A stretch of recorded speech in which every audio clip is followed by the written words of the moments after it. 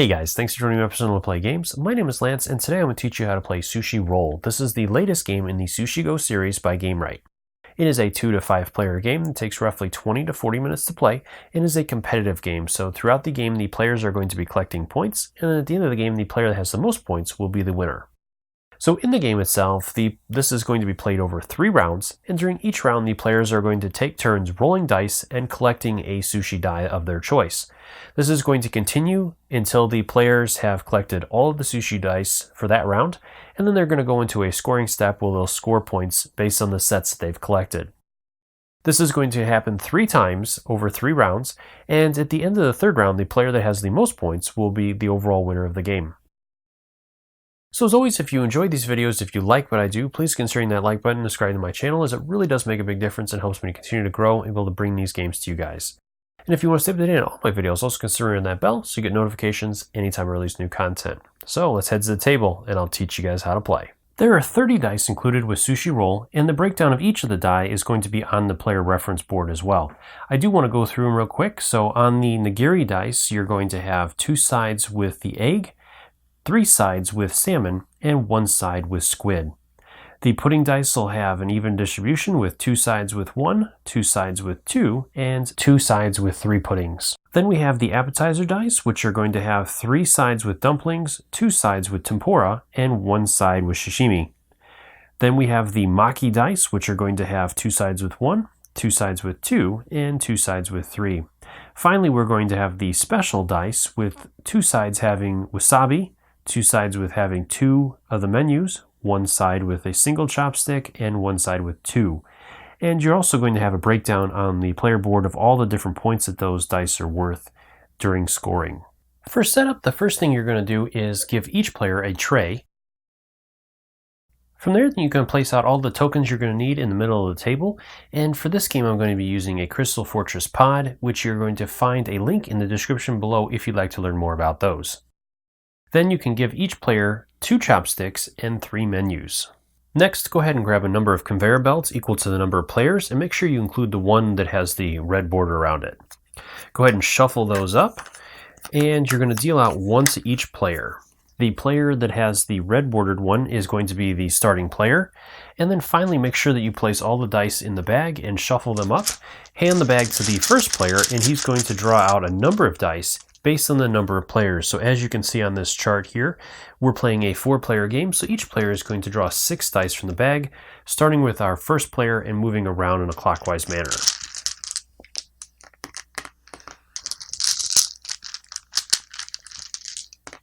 You can set off the remaining dice in the bag off to the side, as you will not use it for the rest of the round. From here, we're ready to begin the game. Sushi Roll is played over 3 rounds, and during each round, each of the players is going to take turns rolling dice and collecting one of those dice to form sets. At the end of the round, the players will score up their different dice sets and get points for them. And after the end of the 3rd round, the players will total up all of their points, and the player that has the most points will be the overall winner of the game. Each turn within a round is going to start with the player that has the red bordered conveyor belt, and will proceed in a clockwise manner until all players have had a chance to take a turn. During a player's turn is broken down into 2 steps, with the first step being an optional step where a player does not have to complete that step. During that step, the player can spend any number of chopstick and menu tokens that they have in any order that they want to. So first off, let's take a look at these 2 options here. So first we have the chopstick token, and by spending one of these, you're allowed to swipe one of your die with another die from another player's conveyor belt, not their tray. When you do this, you'll select one of the die that you want to exchange, and not changing its face, swipe it with another die from another player's conveyor belt, adding it to your conveyor belt and giving them that die. Again, you're not going to change the face on the die that you take either. The other token we have are the menu tokens, and these will allow us to reroll our dice. When we spend one of these tokens, it'll allow us to reroll any of the dice that we have on our conveyor belts and add them back to our conveyor belts. So for example, let's say that we wanted to reroll these 4 here.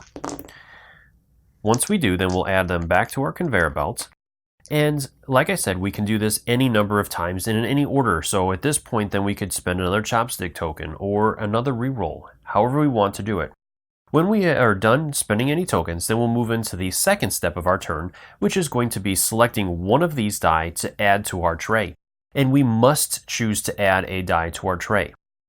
Now there's a couple of important things with this. So first off, with the special dice, with these, when you add one of these to the tray that has the chopstick or menu side up, you're going to immediately gain that number of tokens. So for example, with this one, we would gain 2 reroll tokens that we would add to our stash.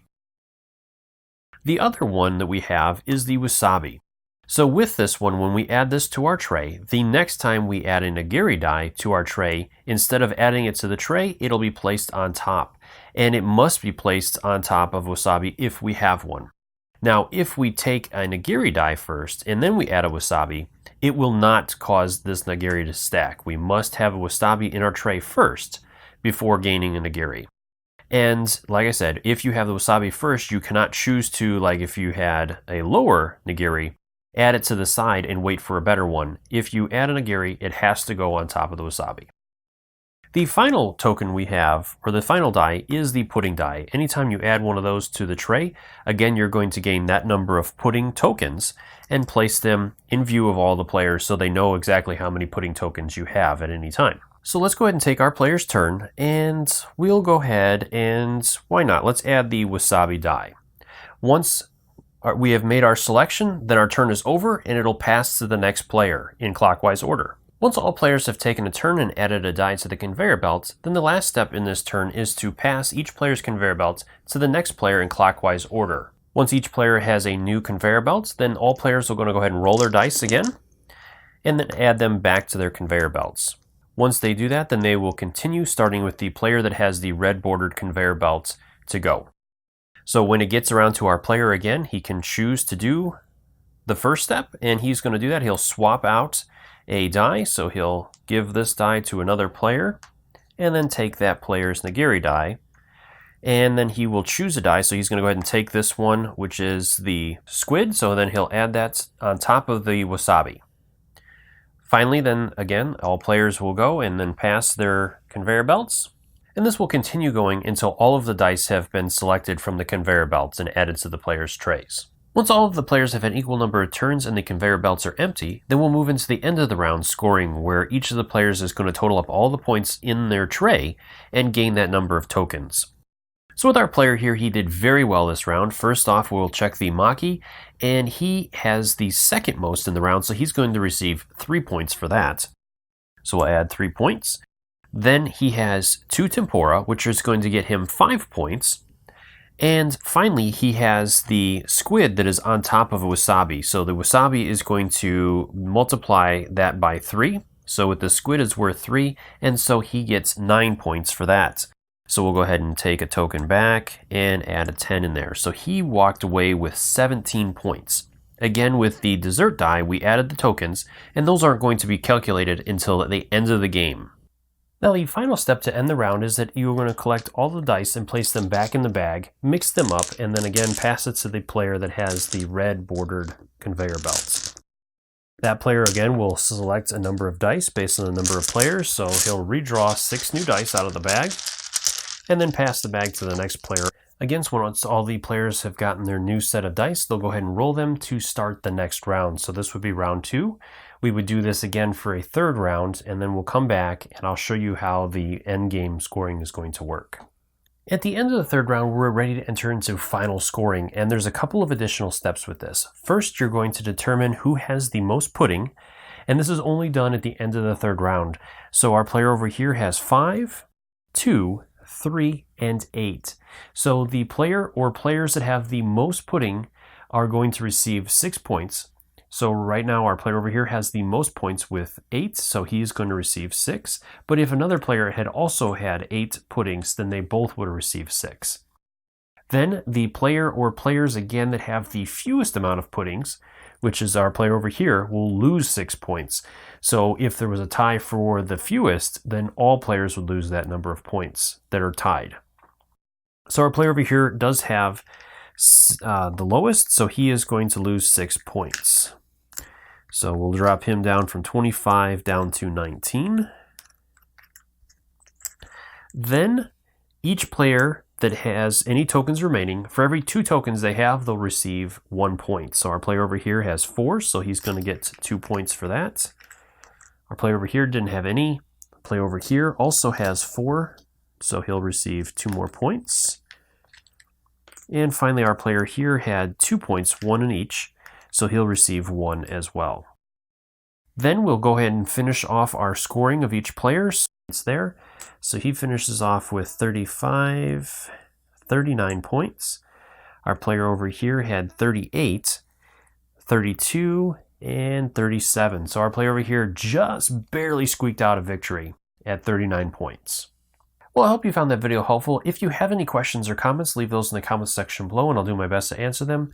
As always, thank you so much for taking the time to watch my videos and leave me feedback on them. I do really appreciate it and I take into account everything you guys say to make the best possible videos. And if you found this video helpful, if you like what I do, please consider that like button and subscribing to my channel, as it really does make a big difference. Helps me to continue to grow and produce these videos for you guys. Until next time, I'll see you later.